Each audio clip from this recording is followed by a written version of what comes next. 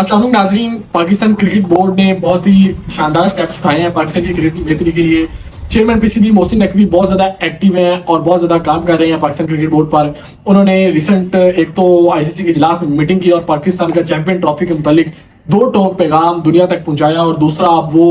जो प्लेयर्स के एनओसी का मामला है उस पर भी पाकिस्तान क्रिकेट बोर्ड ने सख्त एक्शन लिया है, और जिसकी वजह से पाकिस्तान क्रिकेट के जो प्लेयर्स हैं शहनशाह अफरीदी, बाबर आजम, मोहम्मद रिजवान और नसीम शाह, इनको करोड़ों रुपए का नुकसान हो गया है। जैसा कि हम जानते हैं कि ग्लोबल टी20 लीग के साथ बाबर आजम, शहनशाह अफरीदी, मोहम्मद रिजवान और नसीम शाह के मुआहदे हुए थे। शहनशाह अफरीदी, मोहम्मद रिजवान और बाबर आजम को 3 करोड़ रुपए में ग्लोबल टी20 लीग में पिक किया गया था, जबकि ग्लोबल टी20 लीग के सबसे महंगे खिलाड़ी नसीम शाह जिनको 4.5 करोड़ रुपए में पिक किया गया था, और अब ये इन प्लेयर्स को ये तकरीबन कोई 15 से 16 करोड़ का नुकसान हो चुका है, क्योंकि पीसीबी ने इन प्लेयर्स को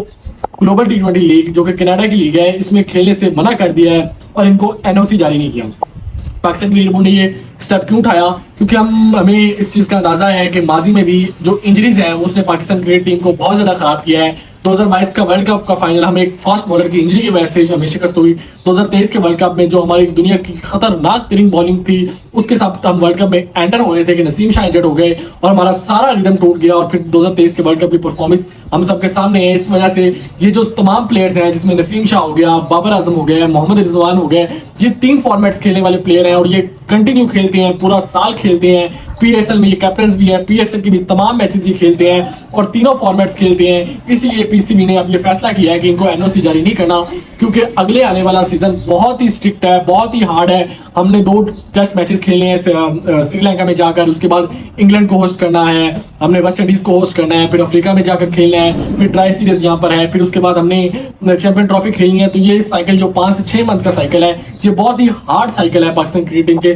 प्लेयर्स के लिए। तो इसमें किसी भी किस्म की इंजरी पाकिस्तान को बैकफुट पर ला सकती है, क्योंकि टेस्ट चैंपियनशिप चल रही है और टेस्ट चैंपियनशिप के पाकिस्तान के आने वाले 7 से 8 मैचेस हैं और इसमें पाकिस्तान के फास्ट बॉलर्स का अहम किरदार होगा, क्योंकि टेस्ट में फास्ट बॉलर्स बहुत अहम रोल प्ले करते हैं। तो इस वजह से पीसीबी ने एक बहुत ही शानदार और उम्दा स्टेप उठाया है। और इस एनओसी वाले फैसले में एक और अहम बात यह है कि अब कोई खिलाड़ी, जैसे पहले प्लेयर्स बोर्ड को ब्लैकमेल करना शुरू कर देते थे कि हम एनओसी लेते ही नहीं है, हम सेंट्रल कॉन्ट्रैक्ट में नहीं आएंगे तो फिर हम पर कोई पाबंदी नहीं होगी। पहले ये था कि सिर्फ सेंट्रल कॉन्ट्रैक्ट में जो प्लेयर्स आते थे जिनकी माहाना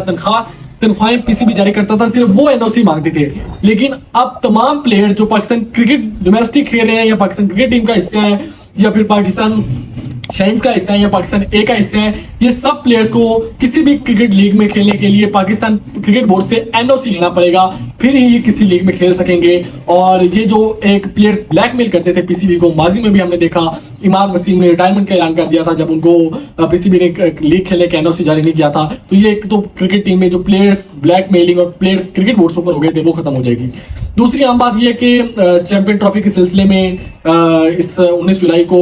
एक आईसीसी की मीटिंग हुई है और इसमें चैंपियन ट्रॉफी के लिए सालाना बजट जो है उसका जो एनुअल बजट जारी किया गया है और उसमें जो चैंपियन ट्रॉफी का है वो बजट भी जारी कर दिया गया है। और यहाँ पर मोहसिन नकवी ने बहुत ही स्ट्रॉन्ग स्टैंड उठाया और उन्होंने कहा है कि इट्स नॉट आवर प्रॉब्लम कि इंडिया पाकिस्तान में आकर खेले, और हमारी ये रिस्पॉन्सिबिलिटी नहीं है कि हमने इंडिया को फोर्स करना है कि आप पाकिस्तान में आकर खेलें। ये आईसीसी का इवेंट है और ये आईसीसी की जिम्मेदारी है कि वो इंडिया को इस बात पर पाबंद करें और उनको ये स्ट्रिक्ट करें कि वो पाकिस्तान में जाकर खेलें, क्योंकि ये आईसीसी का इवेंट है और ये आईसीसी की रिस्पॉन्सिबिलिटी बनती है कि वो तमाम नेशंस को ये ऑर्डर करें या फिर तमाम कंट्रीज को ये डायरेक्शन दें कि वो पाकिस्तान में जाकर खेलें, क्योंकि ये पाकिस्तान को एक ग्लोबल इवेंट की मेजबानी आईसीसी ने दी है। तो हम तो बीसीसीआई से ना रिक्वेस्ट करते हैं ना कुछ ऐसा करेंगे, क्योंकि ये आईसीसी की रिस्पॉन्सिबिलिटी है।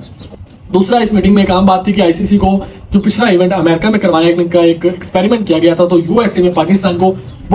कह रहा हूँ यूएसए में आईसीसी को जो इवेंट हुआ है आईसीसी को बहुत ज्यादा नुकसान हो गया। वो तकरीबन $20 मिलियन बनता है, जो कि पाकिस्तानी 5.5 अरब रुपए हैं, जो कि आईसीसी को नुकसान हुआ है जो यूएसए में उन्होंने इवेंट करवाया, और इस पर भी तहकीकात का आगाज कर दिया गया है। जो भी इवेंट्स होते हैं साउथ एशिया में होते हैं या फिर एशिया में होते हैं, पाकिस्तान इंडिया, पाकिस्तान में तो बहुत देर से इवेंट हुआ ही नहीं, जैसे 2023 का वर्ल्ड कप इंडिया में हुआ था, आईसीसी को अनबिलीवेबल रेवेन्यू जनरेट हुआ था। अब जो 2025 की चैंपियन ट्रॉफी पाकिस्तान में होगी तो भी आईसीसी को बहुत ज्यादा रेवेन्यू जनरेट होगा, क्योंकि ये जो बड़े सगीर हो गया, जो एशिया का खिता है, यहाँ पर क्रिकेट लविंग का एक बहुत ज्यादा सेंटीमेंट्स पाए जाते हैं और लोग क्रिकेट से बहुत मोहब्बत करते हैं। और ऑस्ट्रेलिया में भी एक कामयाब इवेंट होते हैं, इंग्लैंड में भी होते हैं, लेकिन यूएसए वाला ये वाला तजर्बा آئی سی سی کا ایک ناکام ترین تجربہ ہوا تھا، اور اب یہ امید کی جا رہی ہے کہ آئندہ آئی سی سی اس طرح کے